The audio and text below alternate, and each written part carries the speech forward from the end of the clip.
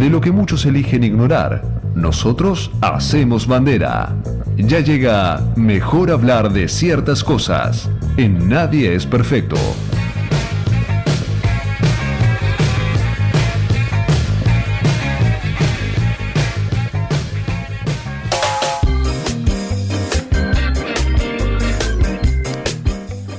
Muy bien, segundo bloque de Nadie es perfecto y tal como adelantaba nuestro separador, llega el momento de mejor hablar de ciertas cosas. En el día de hoy vamos a estar recibiendo a Miguel Bonazo, ex diputado, periodista y escritor de libros como Recuerdo de la muerte, La memoria donde ardía, El recuerdo que no fue y Don Alfredo, un libro que refleja justamente la vida de Chabrán, probablemente el empresario más poderoso de la década de los 90.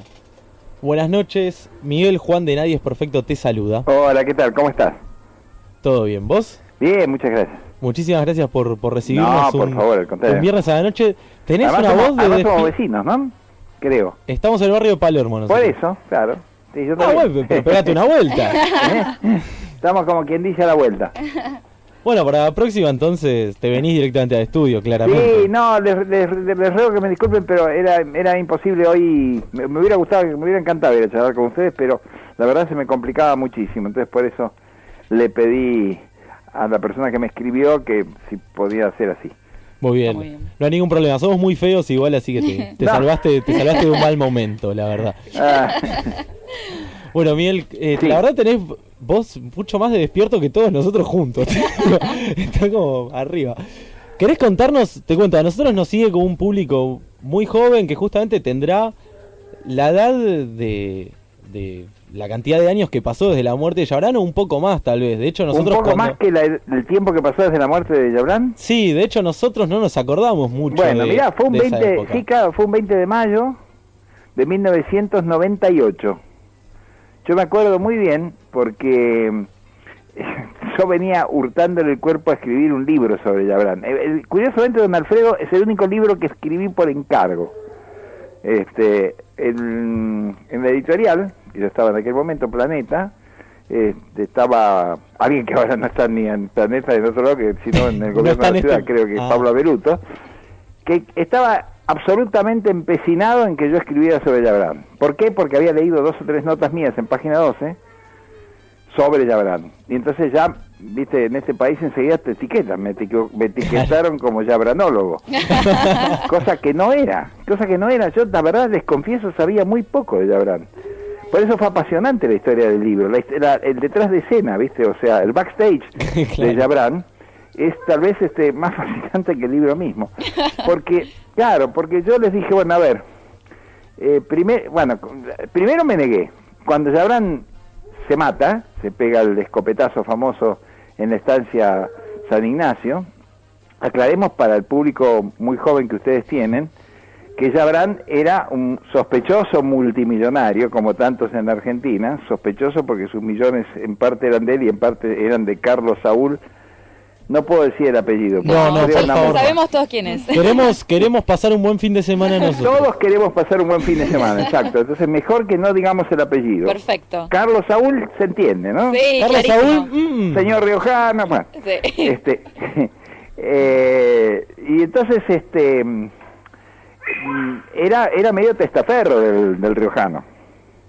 Manejaba en total, aproximadamente, según diversas fuentes, una fortuna del orden de los 5.000 millones de dólares. Y su muerte pareció sospechosa por muchas razones. Unos pensaron que no se había matado, que se habían puesto ahí un gordito cualquiera que era parecido a él, canoso.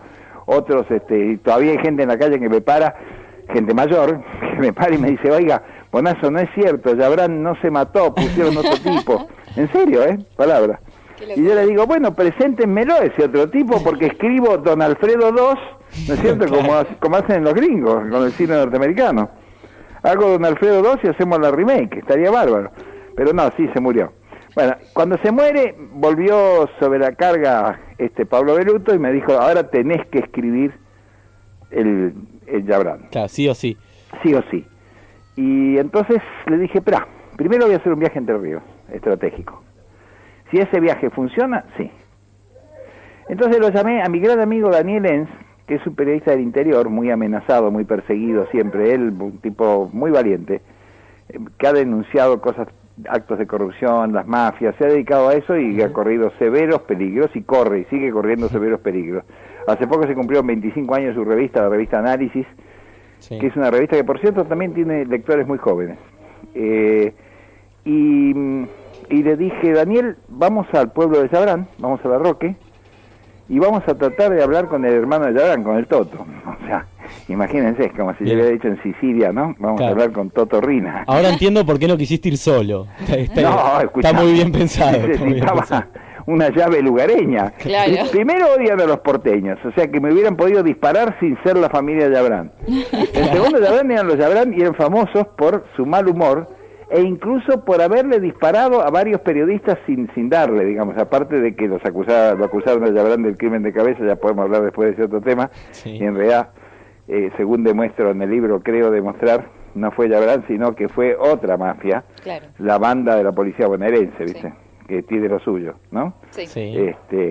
La que lo mata ahí, y estaba toda la banda de la costa famosa, que era, y obviamente el tema de siempre, que ya se insinuaba entonces, para que tengan una idea los muchachos que recién tienen 20 años, era por el narcotráfico.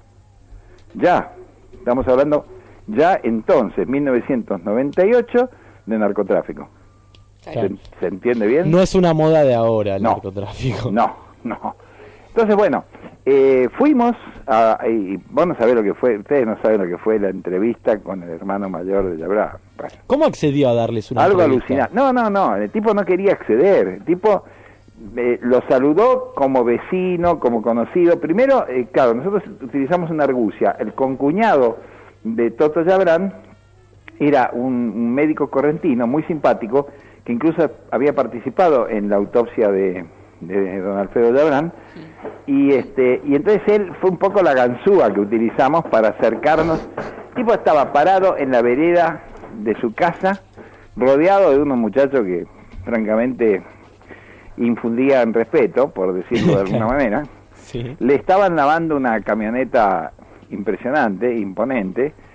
Estaba ahí el muchacho que había estado justo en el momento de la muerte de don Alfredo, y el tipo me trató francamente mal, ¿entendés? O sea, como periodista, como porteño, como tipo que venía a molestarlo con el tema de su hermano. Estaba el duelo muy reciente, el tipo estaba al borde, por momentos al borde del llanto y por momentos yo creo al borde de darme una piña, ¿viste? Claro.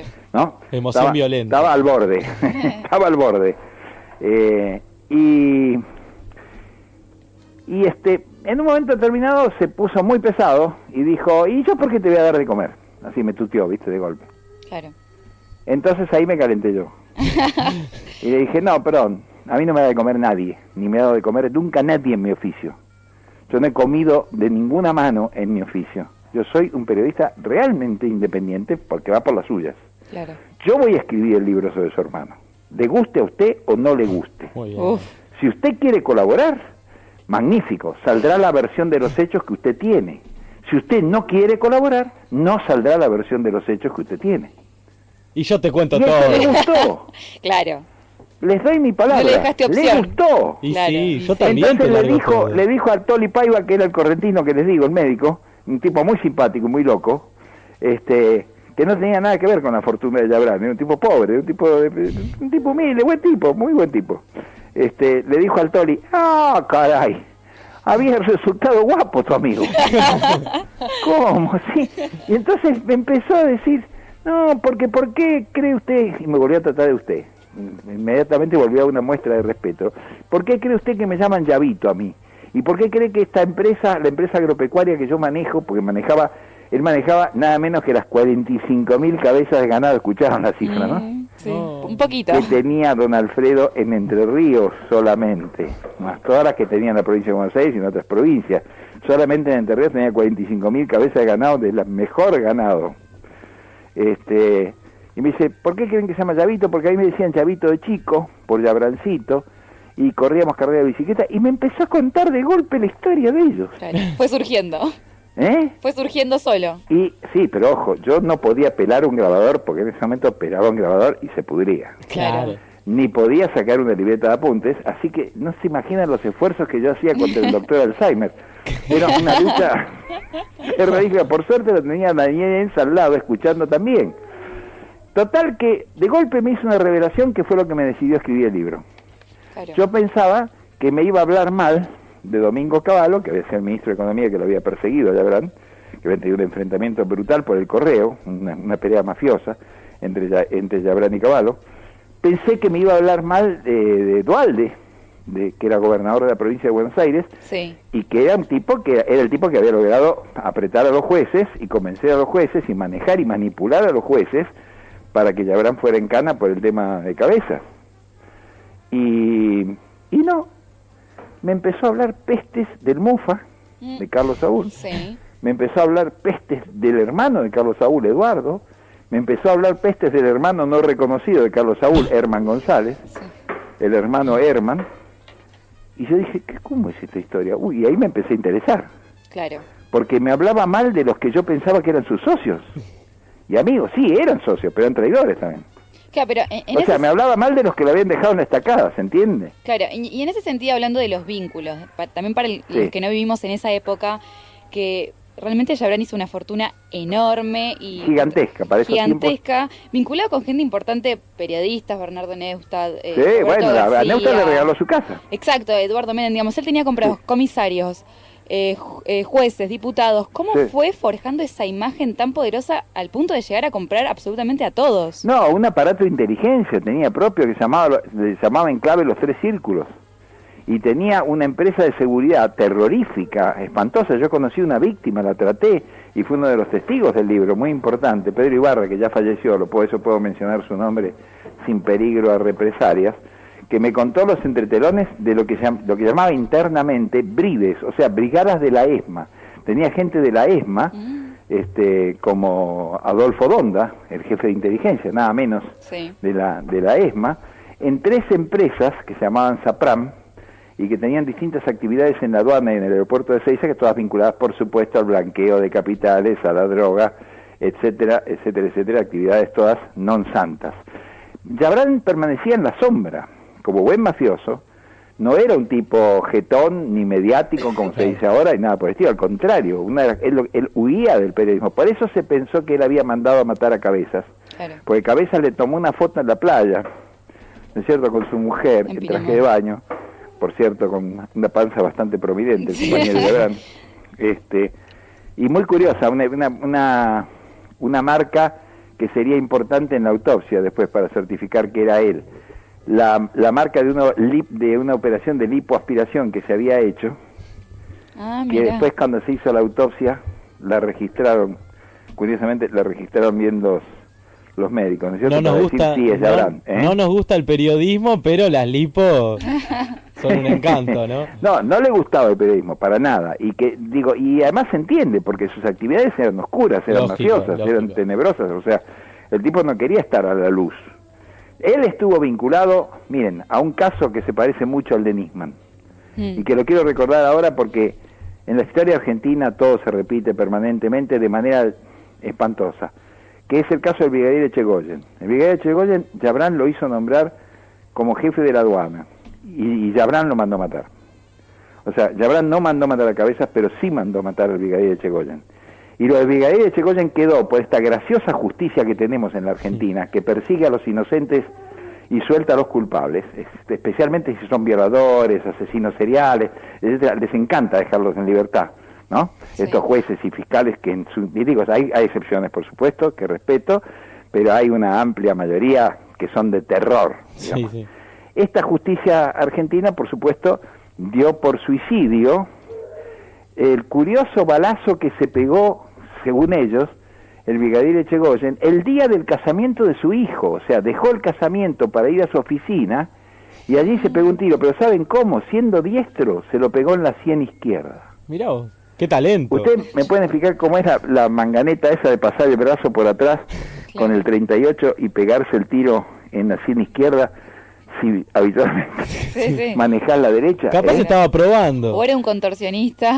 No, es terrible. Ese caso lo dieron como otros, como el de Cataño, el de Marcelo Cataño, que apareció colgado dijeron que se había suicidado, apareció colgado con un recorte del diario La Nación sobre él y sobre el escándalo de las coimas del Banco Nación en la garganta. Sí, es un mensaje. Bien clarito, ¿Pero qué ¿no? les parece el mensaje? Digo, y la justicia argentina, esta justicia argentina, que realmente es repulsiva, repelente, indignante en muchos aspectos, y que va a decir pasado mañana, espérense a la Junta Médica, tranquilo, y a la fiscal Viviana Fein, va a decir que Nisman se suicidó. Lo vengo diciendo desde el mismo momento en que me enteré que a Nisman lo habían matado. Digo, porque obviamente fue un homicidio. Claro, y en Un asesinato fue un crimen de Estado, sin ningún lugar a duda. Bueno, ningún crimen, les digo esto para los muchachos jóvenes, ningún crimen de Estado en la República Argentina, desde el de Mariano Moreno, se ha resuelto hasta el día de hoy. No sé si soy claro. O sea, sí, no es el primero y tampoco es el último. ¿Eh?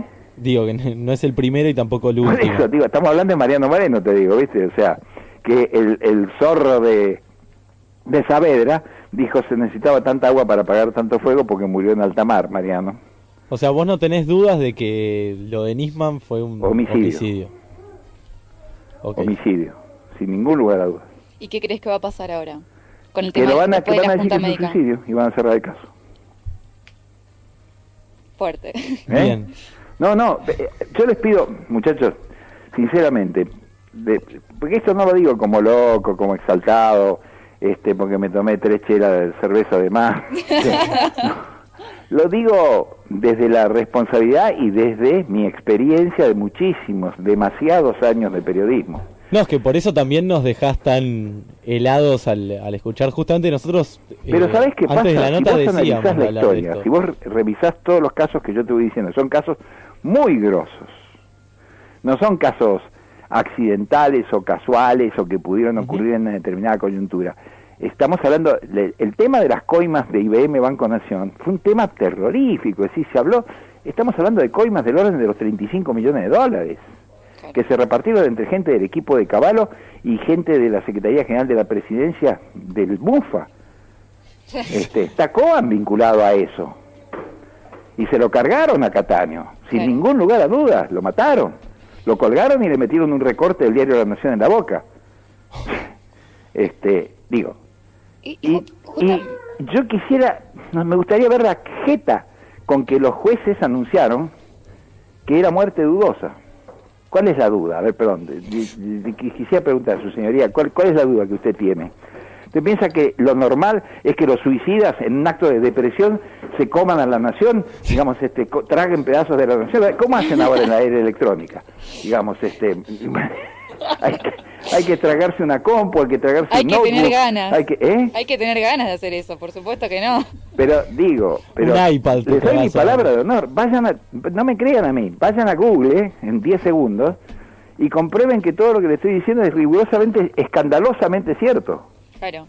No, y justamente... Es decir, estoy hablando de gente realmente inescrupulosa, es decir, estamos en manos de gente que ha permitido cualquier cosa a lo largo de la historia y va a seguir permitiéndolo. Hay todo un sistema corrupto, político, judicial, complicado y comprometido, que como tiene la ganancia como objetivo, y no la patria obviamente, como me contó una vez Felipe Solá, que le dijeron los sindicalistas, ¿vos crees que nosotros estamos acá por la patria? No, estamos por la teca. Sí. Me lo contó. Por si quedaba alguna duda, se lo aclarara. Pregúntenle a Felipe Solá si no me creen. Me lo contó Felipe. Y ya que sacaste el tema del caso Nisman, Sí. Un caso muy resonante, Sí. yo leía que hace un tiempito atrás de la muerte de Nisman, vos haces una nota en donde decís que el jefe de la CID... No hice una nota, hice un libro, muchachos. Véndanlo, cómprenlo, conviértanlo en un bestseller de jóvenes. Se llama Lo que no dije en recuerdo de la muerte. Ahí en la página 14 hablo de Nisman, de su mujer, a Sandra Arroyo Salgado. En la página 1 de ese libro hablo de Estiuso y comento que es de la CIA. Claro, a lo que me refería... Solo que eso lo escribí un año antes de que la presidenta decidiera poner fin a los servicios del señor Estiuso, tras 13 años de servicio en la CIDE. Ahora AFI o como le pongan. Bueno, vos has sido amenazado por Fui amenazado por Estiuso, claro. Sí, sí. O sea, de alguna forma sabías que cualquiera de estas cosas podían llegar a ocurrir. ¿Cómo? No te entiendo, perdón. No, digo, en un ambiente así, ¿esperabas que suceda algo como lo de Nisman o dijiste nunca creí que iban a llegar Mira, a te tanto? confieso sinceramente que me sorprendió la audacia, es decir, que al día anterior a que el tipo fuera a declarar contra la Presidenta de la República apareciera algún balazo en la cabeza, no se le ocurría ni a Dashiell Hammett ni a Raymond Chandler, ¿viste? En las más audaces novelas negras.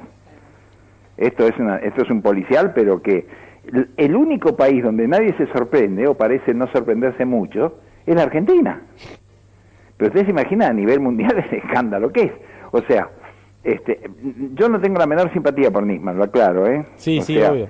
me parece un tipo que estaba vinculado a Estiuso, que estaba vinculado a la CIDE, o sea, a la inteligencia, o sea que no tengo la menor simpatía por él. Además me parece que también era un corrupto, o sea, un tipo que, ni por él ni por su mujer, no tengo la menor simpatía. Pero esto no es óbice para que mi sentido común me diga que lo mataron. Ujú. Y entonces, ¿quién lo mató? No me pregunten, porque ahí no solo puedo llegar a estar amenazado, sino enjuiciado. Claro, No digo, Claro. porque no tengo las pruebas para poder decir fue fulano de tal. ¿y qué pasa con el rol de la fiscal Fein? ¿Cómo ves eso? Y la fiscal Fein, mirá, le pregunté a un fiscal que aprecio mucho, que es uno de los pocos fiscales de este país que yo respeto, no voy a decir su nombre por lo que voy a decir a continuación, y le dije, ¿qué pensás de la fiscal Fein? Y me dijo, y es mi mamá. Ah, ¿Cómo? Me pareció una de las confesiones No. más graciosas que puede haber. Y es mi mamá. Es decir, No. como diciendo, mi mamá ¿Qué no te sabe puedo lo que es decir? internet, no sabe, claro. no sabe lo que es Microsoft. Claro. Y como diciendo, esa persona ingenua, ¿viste? No es para esto. Este es un caso terrorífico. Pero lo mismo pasó con Yabrán, ¿eh?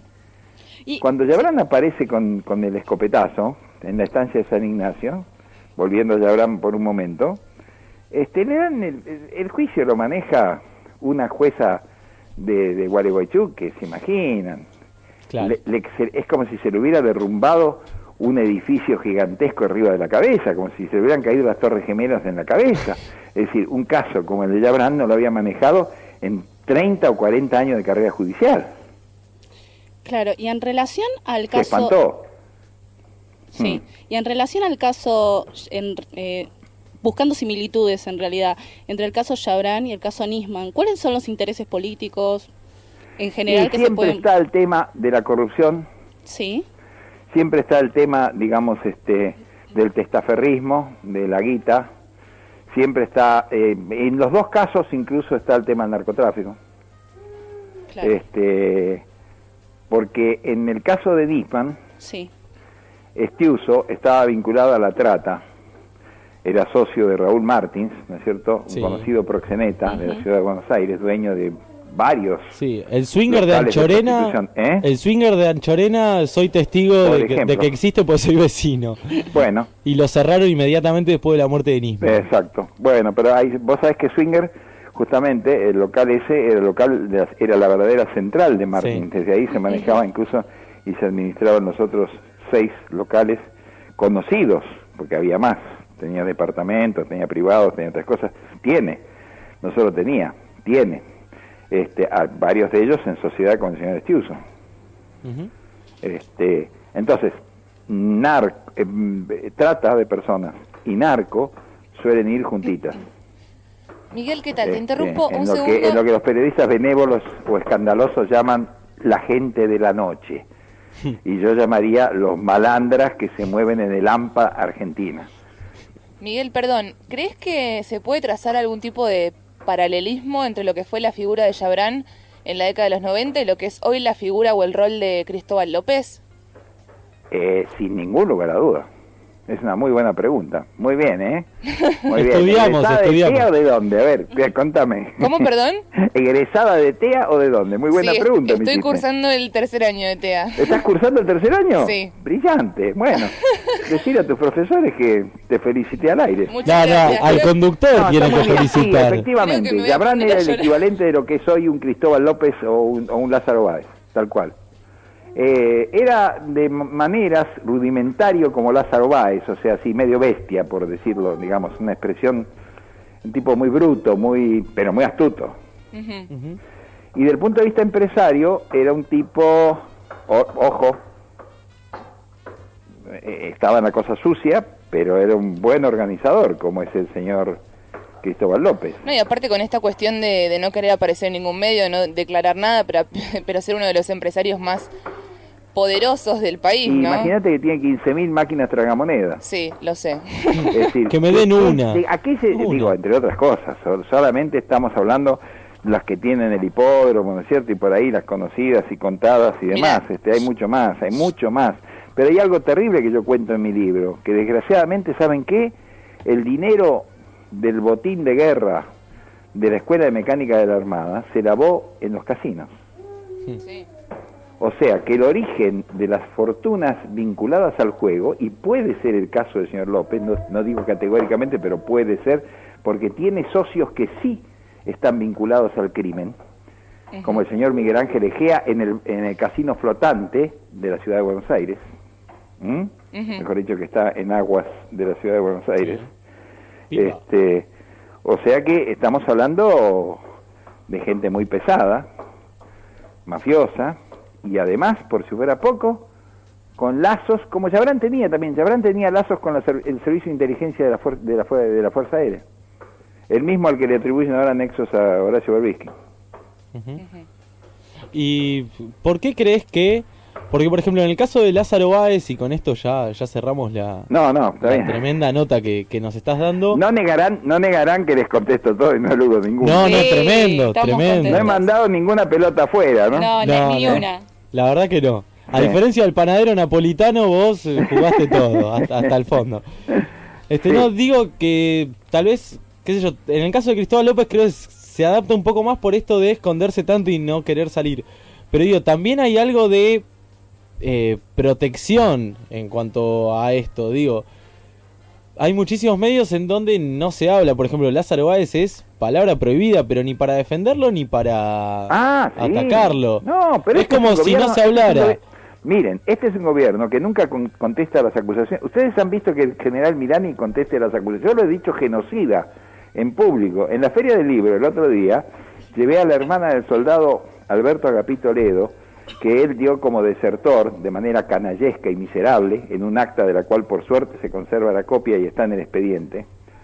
Él lo dio como desertor cuando sabía que había desaparecido y probablemente lo había matado él mismo, que es lo que cree su hermana Graciela Ledo. Yo dije todo eso. Si ustedes creen que recibí una carta de documento, un comunicado de la jefatura del ejército diciendo el señor Bonazo miente, la señora Graciela Ledo es traidora a la patria, esto inventa cosas. No, se hacen los giles, no contestan. Ahora, lo que no contestan es gravísimo. Y yo no entiendo también qué hace el Parlamento, si están silbando, están jugando a las caras, ¿qué están haciendo, digamos? O sea, ¿cómo puede ser que no los agarren de los pelos, aunque tenga mayoría el oficialismo, y armen un escándalo, los diputados opositores monstruosos, y digan, no, a ver, que venga, no, el Senado se hicieron los giles y le dieron el ascenso a teniente general y lo nombraron jefe del ejército. Pero así todo, digo, la oposición, a la oposición tampoco le interesan esos temas, claramente. No les interesa, es correcto, lo que decís es muy correcto, tampoco, desgraciadamente, le interesan a algunos locos como yo que terminamos amenazados. Claro, sí. Exactamente. No, es que a la oposición le va a interesar lo que esté en agenda y lo que pueda llegar a vender, los temas más calientes. Tenés razón, y probablemente después lo usen a Milani o usen a algún otro hijo de puta como Milani, tan o más hijo de puta que Milani, porque Milani ha designado como 14 jefes procedentes del arma de inteligencia en el Estado Mayor del Ejército. O sea que alguno de esos va a ascender también. En el caso hipotético de que Milani no siguiera con Scioli, si es que Scioli es el hombre, y alguno de los generales esos va a ascender y va a ser jefe. O sea que, quiero decir, el comando del ejército en los próximos años, y por no sé cuánto tiempo, va a estar en manos de la estructura de inteligencia del ejército. Sí. Que está incluso compitiendo exitosamente con la inteligencia civil. O sea, con lo que era la CIDE y es ahora la AFI. Tal cual. ¿No les parece inquietante esto? Sí, y la verdad es que justamente te estaba por decir, ¿cuándo ¿Cuándo puedes venir? Sí, ¿cuándo te venís al piso y hablamos de sí, todo el sí, vamos programa? a armarlo. Sí, voy a ir, sí. Buenísimo. Me gusta mucho charlar con ustedes. Es más, me gusta mucho charlar con la gente joven, y no lo digo demagógicamente. Me gusta charlar con la gente joven porque lo que encuentro en gente de mi generación es esa tal carga de resentimientos y de estupideces y de prejuicios y demás, que salvo algunas magníficas y brillantes excepciones, en general te defrauda mucho hablar, ¿entendés? O sea, pero bueno, justamente la esperanza está en los jóvenes. Vamos, Miguel, Bueno, todavía. promesa entonces. A los jóvenes a los jóvenes hay que darles información. Eso es lo que hay que hacer.